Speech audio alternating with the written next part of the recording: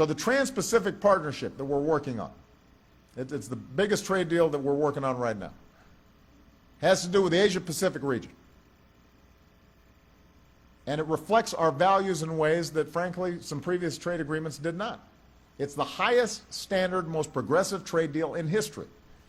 It's got strong enforceable provisions for workers, preventing things like child labor.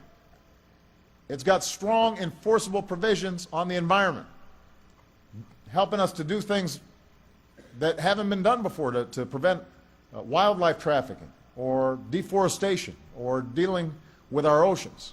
And these are enforceable in the agreement. And Nike operates in the Pacific region, so they understand the competitive pressures they're under. Nike has factories all around the world. And let's face it, Mark, I think, doesn't mind me saying it, that some of these countries, they don't have the standards for wages and labor conditions that we have here.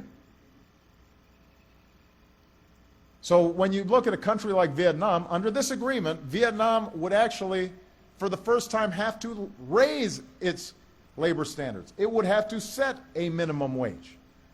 It would have to pass safe workplace laws to protect its workers. It would even have to protect workers' freedom to form unions for the very first time. That would make a difference.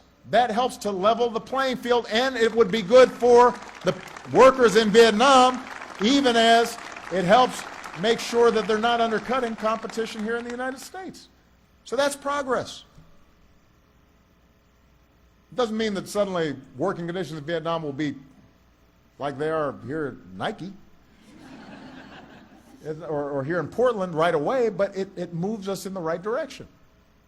And if Vietnam or any of the other countries in this trade agreement don't meet these requirements, they'll face meaningful consequences. If you're a country that wants into this agreement, you have to meet higher standards. If you don't, you're out. If you break the rules, there are actual repercussions. And that's good for American businesses, American workers, because we already meet higher standards than most of the rest of the world.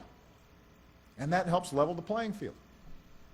And this deal would strengthen our hand overseas by giving us the tools to open other markets to our goods and services and make sure they play by the fair rules we help write. The truth is, we have one of the most open markets in the world. Folks are already selling stuff here. We got to be able to sell there. That requires us to enter into trade agreements to open up their markets.